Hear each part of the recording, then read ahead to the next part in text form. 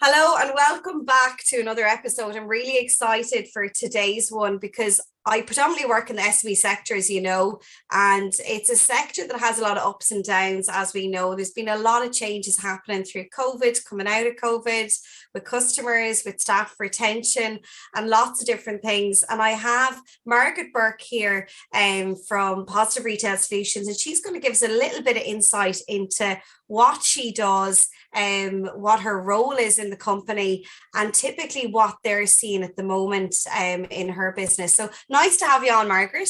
Tell us Thank a little you. bit about yourself. All right. First of all, Louise, thank you so much for having me on your podcast. Like you, I'm really looking forward to this. I suppose I started in retail back in 2006, and I was literally installing physical machines and software systems for small businesses at the very start. So over the years, I've progressed on, I've done some courses. Gosh, I've a lot of experience, and now I work with everything from a single store right through to 140 store implementations. So loads of experience at this stage. Amazing. And kind of from when you started off, Margaret, obviously it's a very different format now. Technology is kind of, it's fast forward, it's gone more kind of complex. What are the changes you've seen, I suppose, with the people that you're dealing with? It's actually very different depending on the retailer. So if you are looking at a bigger retailer who's growing rapidly, they tend to struggle with multiple systems that are not integrated and connected together. And this gives them a problem when they want to look at their data and their information. And really everything comes back to data and information now. So you have to be able to see what's happening in the business with clarity. For the small to medium retailers, their workload has got bigger. They've moved to an omni-channel environment. They have social platforms now that they're expected to advertise on. And a lot of the small to medium businesses are actually business owners, and they're doing a huge amount of work in the business. Like, I went into retailers where you have the business owner setting up the items one by one in a system that they have, which is vastly time consuming. They're doing the purchase orders. They're jumping onto a POS system to complete a sale. A customer wants to talk to them. But now, as well as that, they're expected to manage all this online orders coming into the system, as well as the social media platforms. And one thing with the smaller business owners is I can see they struggle to relinquish control, and they're so involved in the business. And my heart does go out to them, because I'm like, you need to take a step back here, and we need to understand how we can improve this, because you'll see it impacting on family life as well, and their work-life balance. There's a lot, but I think with COVID, it's pushed retailers even harder than before. And now they really, really do need to look at the business and understand what's happening and how they can improve it. Yeah, and it's really interesting, Margaret, because I know there was a lot of great funding given out, a lot of grants given to support retailers with the online. And there was a recent article just posted, I think in the last week, where there's more funding gone in now into online for retailers. I don't know if you came across that. I did, yeah. I seen Yeah. that. I seen the post only yesterday, actually. Yeah. Yeah. Yeah. So it's really interesting. So I suppose from your perspective, we have the funding there for the SME, for those retailers. There's more funding being added. But what we're seeing on the flip side is even with the funding, is it the case that some of the retailers are just struggling to implement that change in the business a little bit? Is it the delegation? Is it that side of things, or is it the tech side of things? Where do you see the skills gap, I suppose, there for them?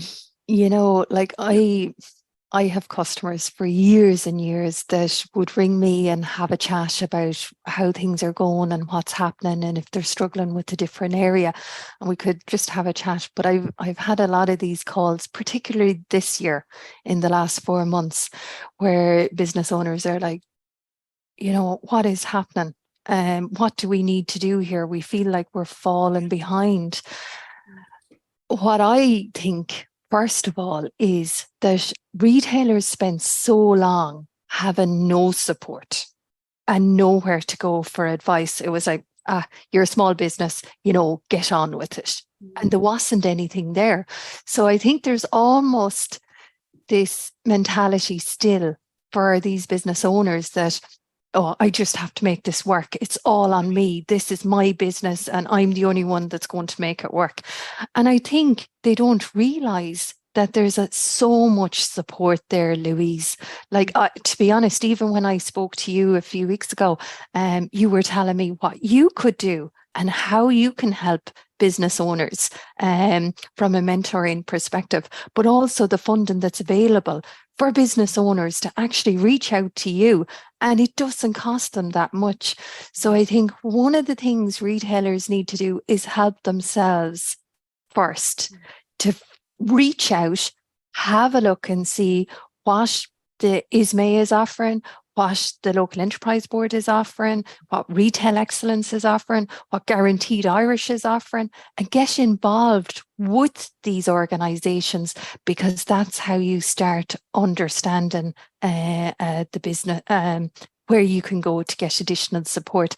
And I suppose one thing that I keep saying to my customers is, you're not alone. You're not expected to have all the answers. There's this whole digital transformation happening now, and all these omni-channel, all these words, right? That people are like, or retailers are like, oh, I don't know what that is. I don't, and they're nearly frightened of it, right?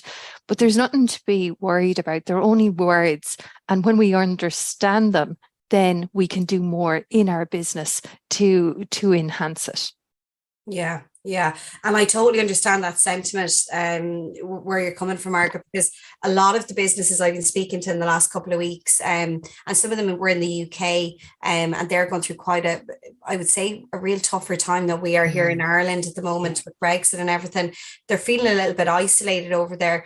And just to give a bit of context around that, and it goes back to what you said there. I think with a lot that's going on in social media, similar to COVID, people are worried. They're hearing a lot of negativity in the press and the media around, rates. And I know everything is increasing, but it's, again, go back to what you said there. Look at the resources we have, go back and see where is the opportunities in it. Where can we grow? And there is money out there. There was a recent study done in the banking, and there's a lot of money there. People have saved their money. There's a lot of money to be spent, and it was a big number. I think it was something like, it was either 25,000, up to 25,000 is what I read, available to retailers now for support in their business. Because this kept coming up for me, particularly this year. I was talking to Brenda about it, one of the girls in here, and she was like, well, we can tell our customers about it, but how about we go one step further and we start talking about the business supports that are available? And I said, that's such a great idea, because there's supports there in relation to your electricity bill. There's different ways to go and get help and funding in relation to that. There is, like, even a big thing at the minute is staff, and getting really good staff on board and retaining those staff. But there's a retail supervisor apprenticeship that's available, and the person can continue to work full time. They do need a certain number of days off, but they're learning things like digital transformation, about social platforms, how to advertise on them. They're learning so much in that course, and that's free. Actually, the business owners, the retailers are getting, I think, €4,000 to encourage them to bring people on board, or even the business owner, if they want to do it, they can do it. And there is just so much there that I think retailers don't know about. Yeah, and that's a fantastic program, Margaret. It's a really good program, and it's all work-based learning. So, like you said there, all of the assessments, all of the projects, they're done based on the job they're in. So what better way to get your team to grow your business by investing in something like that, it's absolutely fantastic. It's a really, really good way. Majority of people that reach out to you, is there a common theme that you see, Margaret? So, you've seen anything come up in the last, say, 6 months or few months, or different projects you're doing, or 12 months? What are people looking for when they come to you? There's a common theme that I see, but it's nothing new, to be honest. I've already mentioned retailers getting overwhelmed about what they need to do in relation to online. But what I find is a lot of retailers are not technical people, so they don't understand software systems. And the market's flooded now. You have online retail systems, you have hybrid solutions, you have on-premise solutions, and it's very overwhelming because they want to promote the business and they want to leverage off technology to enhance it and improve it, but they don't know what direction to go in, or what's going to fit my business, or what the best solution is. Like if you have poor broadband, but you're looking at a cloud solution, you're going to be in difficulty straight away as well.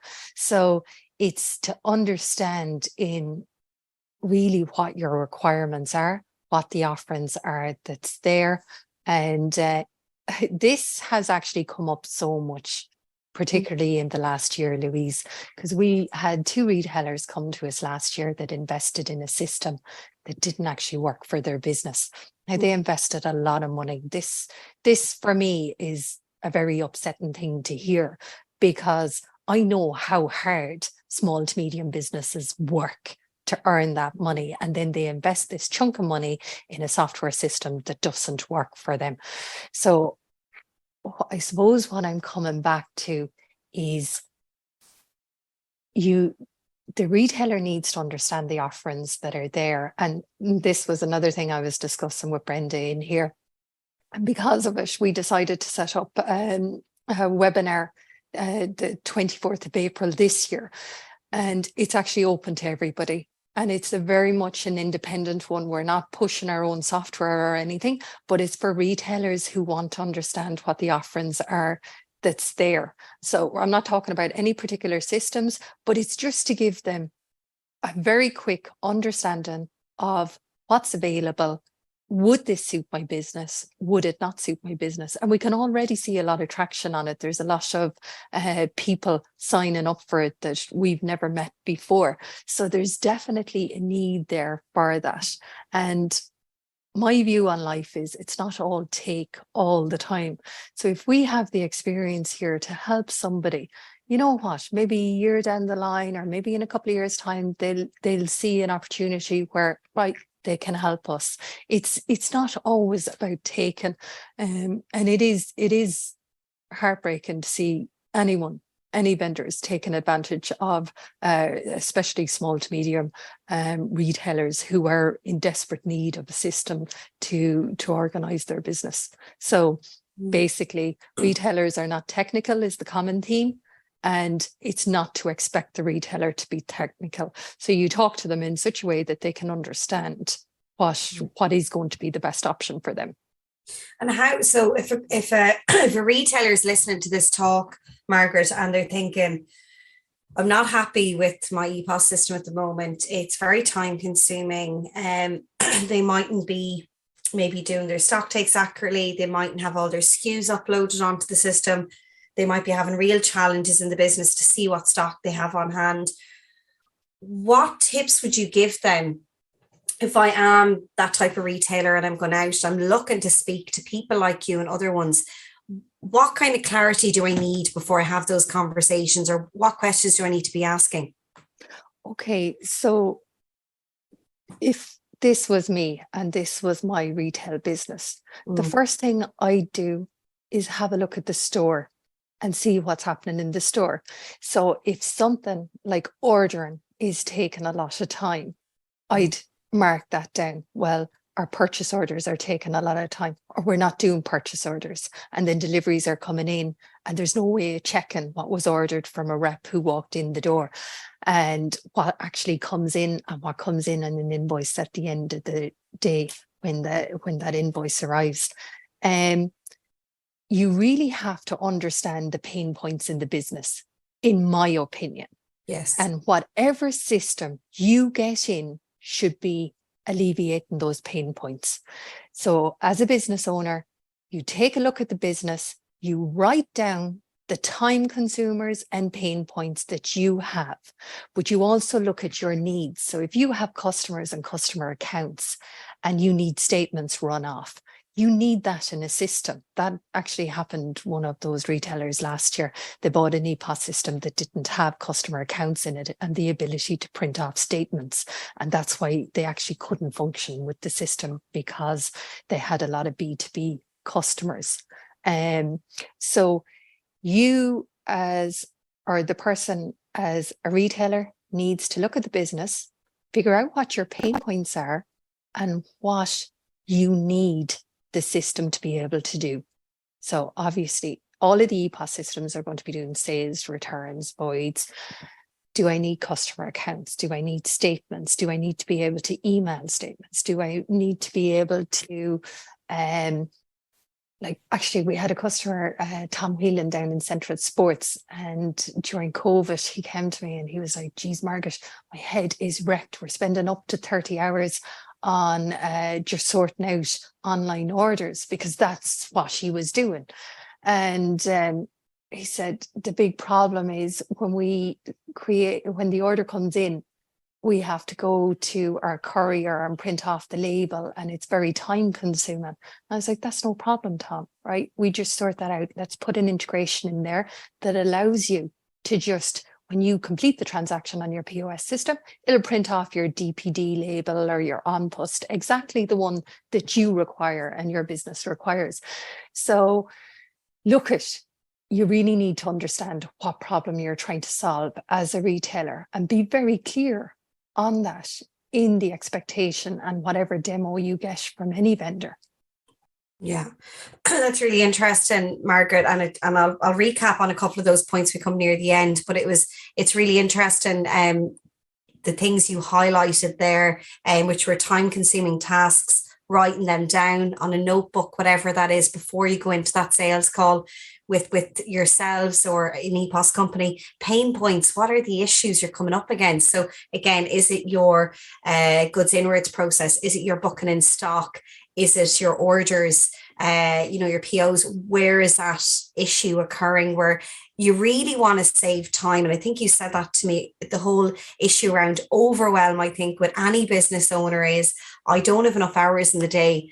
Give me some time where I can be with my family, where I can have a bit of a work-life balance, where I don't feel I'm living in the business. And I think when we look at any time-saving things, and I think you touched on them there, having a system that supports you and giving you time. And I think that was a great one that you gave there, the example around the having the labels printed for getting your orders going out, your deliveries. It could be a courier service or DPD or whatever, one of those businesses that deliver the goods for you, because I know a lot of stores now do click and collects, and they might do also shipping from their stores. So it's obviously part of that whole omni-channel piece that we can deliver to the customer. But again, something like integrating the labels to be printed, that saves a lot of time, Margaret. And I don't think people realize those little things. It saves you going all the way up. You could have 2 or 3 flights of stairs, getting a little book, going all the way back down the stairs, scanning it through the till prints another one. You have to put it into a book to have a copy of it on site if you get audited. There's a lot of things there that you're literally adding about 10 different things onto something as easy as what you've done there with that particular business owner, where you integrated that so it could print out for that particular person on the till, which I think is fantastic. Yeah, well, we made a decision as well. When we decide what software we're going to work with, we develop a relationship with that software vendor, and we're very, very involved with all of our vendors, whether it's LS Retail or whether it's Retail Management Hero. And we have direct talks once a month with the product director on what we see as an issue, how the product needs to be enhanced. And they're fantastic, because I did work with software before, and I was explaining this to the vendor. You need to move to handheld devices. You need to do certain things. And they just turned around and they said, that's your problem, Margaret. And you know what? If somebody had physically slapped me in the face, it wouldn't have felt as bad as that felt. And I said, never, ever again am I going to go through that. Anyone that I deal with, I will be able to pick up the phone and speak to. And I would actually pass that on as well to retailers. You need to be able, like, it's all good and well emailing all the time, but you have to be able to communicate and talk to whoever you're going to be dealing with long term. Like, yeah, emails are handy, but sometimes it's so hard. You could spend 10 emails trying to explain something when you can just have a 5-minute call and, oh, everyone's clear on what it is now.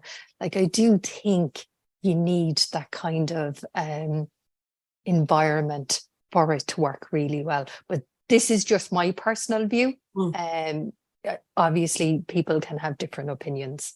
Yeah, and I like that, Margaret. And I think my background, as you know already, is 15 years in retail. So I've seen when the till system doesn't work and you've a queue at the till and your card, you know, and you're there and, you know, you're losing money essentially. And I think what you touched on there is that you're able to actually pick up the phone and ring, which I think is really important. And that's something unique to your business a little bit, in the sense that your whole, and for people that don't know about your business, Margaret, or might be listening in, what makes your business different? What makes it stand out?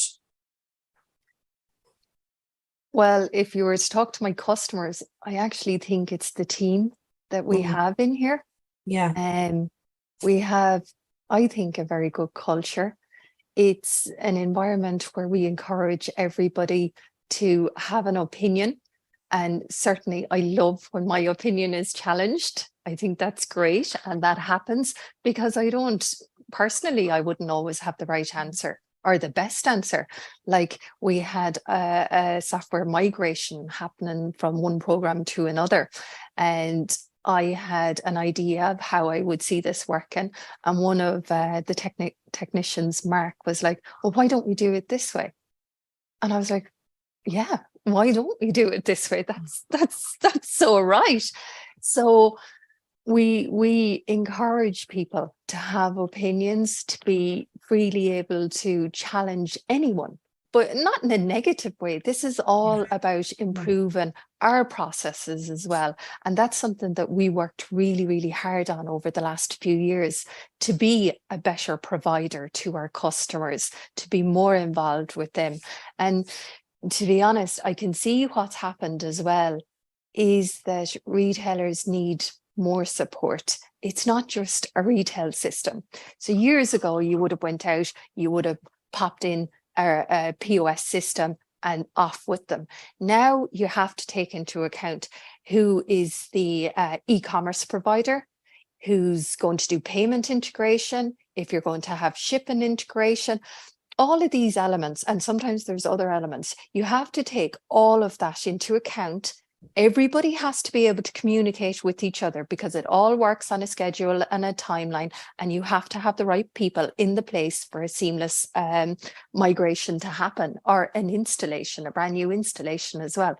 So our approach now is to be involved with all of the entities, to get everyone on a call, to make sure that there's complete transparency and clarity. And if the customer or a third-party entity has any questions, then bring it up. But we agreed the timeline, the schedule, the task lists, who's doing what, when it's going to happen, and how it's going to happen. So this leads to a much better experience for the retailer at the end of the day, because you can't work in a standalone environment and think this isn't part of it. Everybody has to be involved and responsible for their own area. Yeah, there is, and there's a lot of different cogs in that wheel, and I think you touched on that. There's a lot of there's a bigger thing going on, and I think some retailers that I work with, and some of them might be big and some of them might be small, and it goes back to that thing of seeing, well, how much can I get out of my POS system, and what can it do? And it's understanding that. But I think it goes back to what you said there. It's them really looking at, where is the time going in the business, and how long does it take me to do this? And it's great that you have, and from talking to yourself, Margaret, and the team, your team are quite personable. So when I hear you talk about any of your customers, you can clearly see there's a really good relationship built there, and there's a really good support system, which I think is really important, because it goes back to what we said earlier. We can, retailers especially can feel quite isolated in a store. They can feel that they're in those four walls, and they do find it hard to get outside of that remit, to go outside and to do what you said there, go into the likes of Retail Excellence, go into these other Leo enterprises, because they've just gotten so used to being in the trenches and doing it on their own. And I think it's trying to nearly mindset move out of that mentality a little bit. It's a lot harder to have that shift than what you might think. I suppose my next question is, and I'm very passionate about mentoring and coaching, and it's something that I see a huge difference in what it brought into my life and a lot of other people's lives. Do you see a lot of that happening at the moment? It was something that when I was in retail, I would have loved to have seen more of it. Do you see much of that happening at the moment in the space, or do you see a shift happening there? Absolutely. Yeah, It is changing, brilliant. definitely. You can even see now that there's a lot, like, people are taking into account visual merchandising as well, that they may not be the best person and they may need a little bit of help around it. But it's like I mentioned there at the start, your employees, that can be a job in its own, just to manage staff and try and get them to where they need to be and all of that.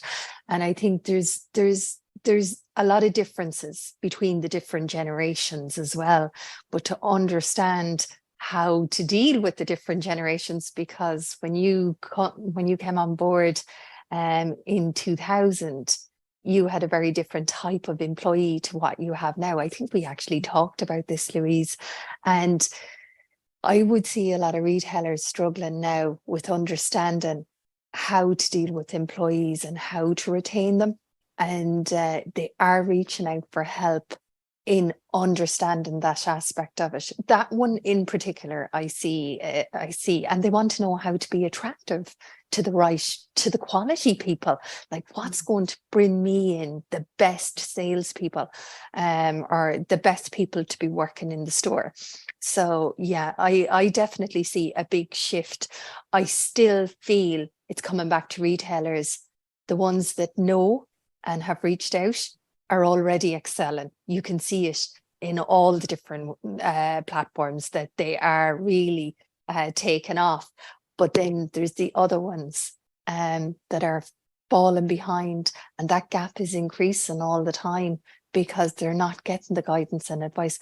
But what I will say is there is so much support. You should be reaching out to Louise or anyone in that area, or, like I said, any of the organizations, and finding out what supports are there for you.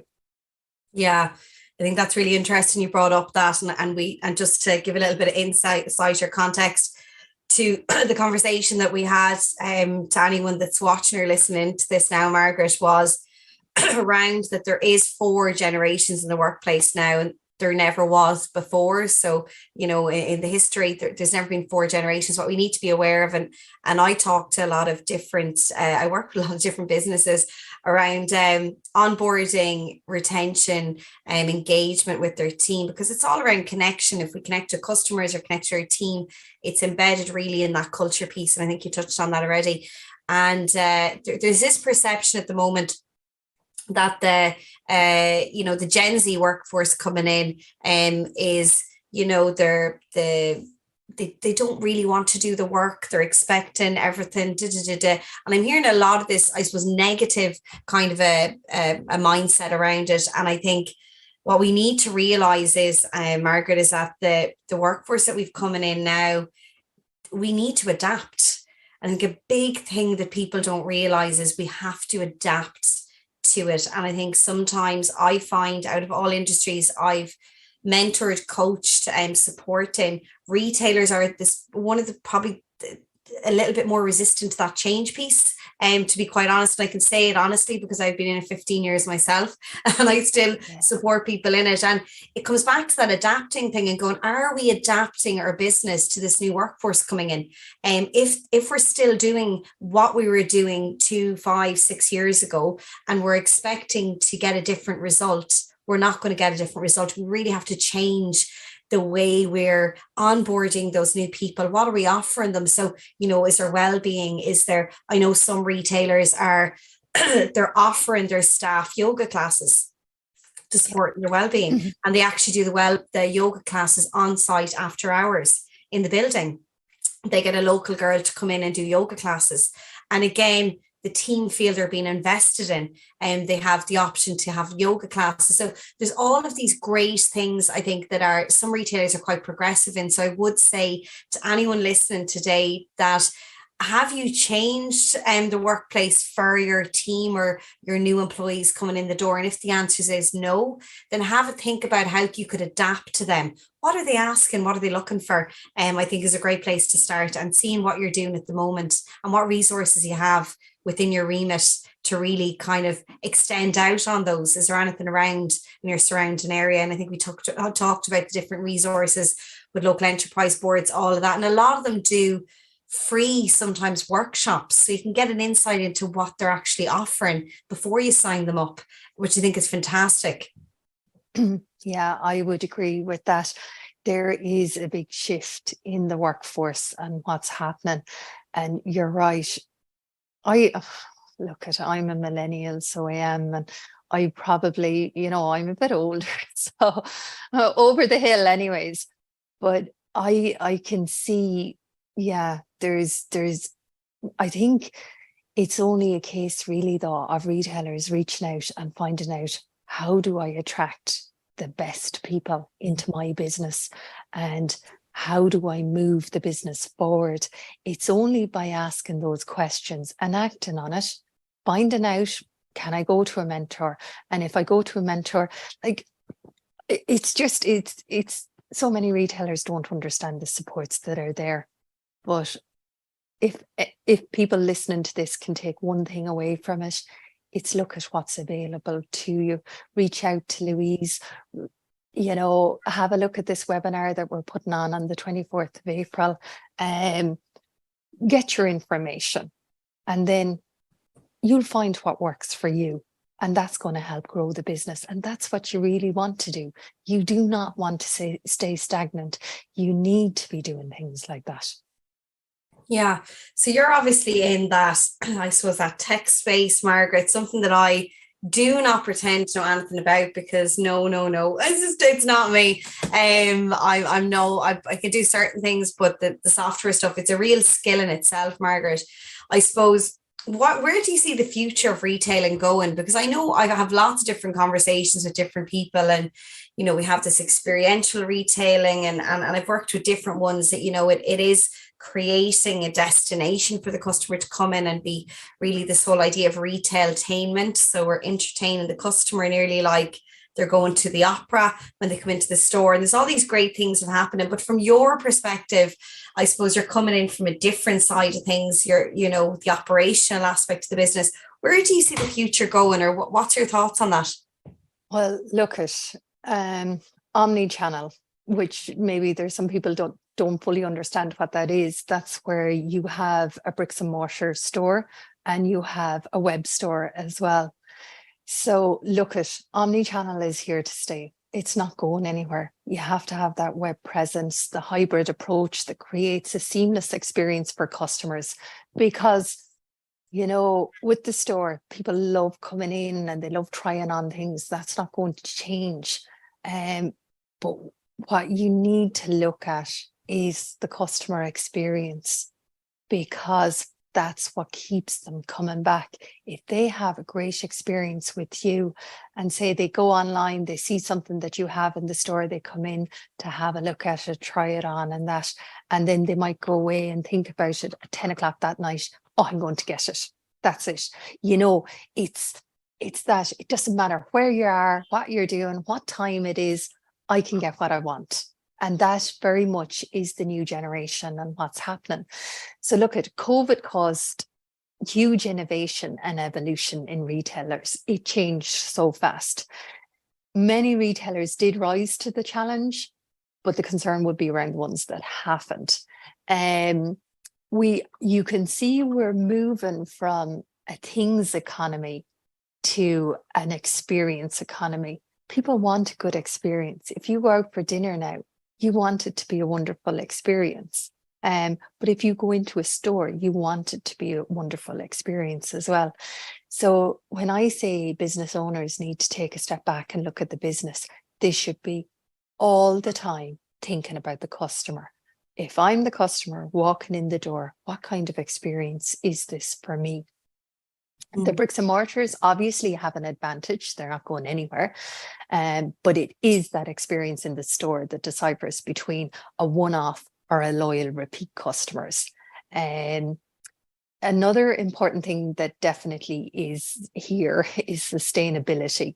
And that's becoming a huge thing. You can see businesses like IKEA, they've said all plastic packaging is going to be gone by 2025. Consumers are a lot more aware of sustainability now as well. So you need to be figuring out, well, how can I bring this into the business? Because it is a customer pull as well. So to cap it off, I think really omni-channel, customer experience. And I'm going to point out one thing as well, right? Especially for the small to medium retailers. A lot of the time, what they go on is their gut and what they like. And they buy in goods that they like in the store, right? But you can't do that. You need to be looking at your data and your information. It's about what the customer wants. It's funny, we have some wine stores, and I was talking to one of the guys, and he was saying, yeah, it's very funny. So it is, because sometimes you'll have couples coming in who are getting married, and they come in and they taste the wines and they pick what they like. And he said, you know, straight away, oh, this is not going to be a crowd pleaser at the wedding. So he said, you have to kind of subtly tell them, you know, there's certain wines here that are going to be crowd pleasers and everyone's going to enjoy at the wedding. It's not about your personal preference. So look, I think that's something that retailers maybe don't hear, and can be hard to hear. But look, there's no point in just fluffing it up and making it sound good. Like, I think transparency, truth, honesty, seeing what's happening is more important to relay that information. Yeah, I think it is. And I think it goes back to listening to what your customers want, not what you think they want, which I think is important. I think sometimes because the owner, it could be a smaller retailer, they're working in the business, they can be very tied to that business, and very much, you know, embedded in everything that's brought in, that it is a personal taste thing. But the market is changing, and we need to see what those people coming in the door, are they looking for a product that I don't range? Okay, maybe I shouldn't look at range in that. What does my bestseller say? What's my space management saying? So much money am I lifting from these different ones? And really interesting on the windows one, Margaret, because I done a webinar there. I done a webinar with ISME and with a lot of health stores around Ireland. And one thing that came up and I was quite surprised about was that a lot of the retailers on the call don't measure their turnover of their window. So they don't measure how much money those particular SKUs products have taken by being in a prime location, like the front window of their business. So it was very surprised by that, and it kind of got me thinking, you know, that's the window. When we look in the window of a house, that's the window of your, you know, even the front face of your website. It's a similar thing. So it brings traffic in, or it deters traffic coming in. So it was really interesting. And going back to what you said there, you know, is our windows commercial? Are we commercial business? Or is our business based around our likes and what we think looks nice? or what does that look like? And really interesting point you made there. I was smiling as you were saying it, because I could totally relate. And I've had those conversations where I've asked people to look at their sales and see, where it's coming from and where the potentials are. And I think your business really helps in getting those reports. And there's one report that I was really, really really blown away with, was the report where it supports a retailer in their purchase orders. So it nearly gives you a prompt in what you need to order next, which I think, wow, what a time saver for people that do replenishment orders or they've certain stock in, that the system nearly does that, which I think is fantastic, Margaret. Yeah, it is. And, at the end of the day, it comes back to your data and the information that you're building up in the system. There's a reason that you have a software system, and you need to trust that information more. So move away from that, I think, or what I like, and move to, well, what is going to appeal to the customers. Yeah, you're absolutely right. It's all tied in together, and it's reports. And looking at, actually, you asked me there at the start about what to look for in a system. Retailers, have a look at what reports you need as well, and what information you need out of the business to make good business decisions. That's definitely an important factor when you're looking at retail solutions. Yeah. And I'm going to ask you one last question, and then, because we've gone a little bit over, but what has been the one thing that's helped you in your career grow? Okay, well, look, I think if you can work with people that you can grow with and you can learn from, it makes such a big difference. Like business owners, right? They often don't have people that they can learn from, right? They're the person that's expected to know all the information. What I found is, a couple of times in my life, people have come into my life that I work with. I work with a guy in Pro Strategy on his retail team, Ira Rogers, and I have learned so much from him. So much on so many different elements. And he's probably been a big influencer in the growth of my career as well. Amazing. Yeah. Amazing. Yeah, so getting those mentors in place.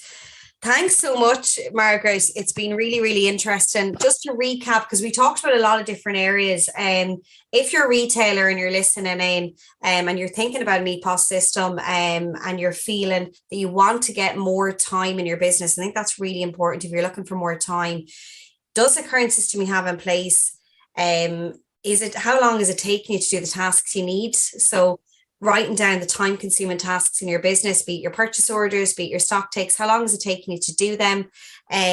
What is the issues you're having? What is it you're coming up against, the pain points in your business? What reports do you want to have? What are you measuring at the moment? What would you like to see more of? Ask yourself those questions, write them down in a notebook. And before you reach out to those people, reach out to Margaret and the team and have those questions in your head answered so that you can really get that information you need to help you then figure out what system works best for you. And they have a great webinar. The webinar is on the 24th of April. What time and where can they get the link? It is on the 24th at 1 o'clock. The 26th, sorry, it's the 26th at 1 o'clock. It's You're on okay? the 26th at 1 o'clock. Brilliant. And it's available on LinkedIn, or if you want to email into us, you can email info@pss.ie and you'll get the link and the information for it.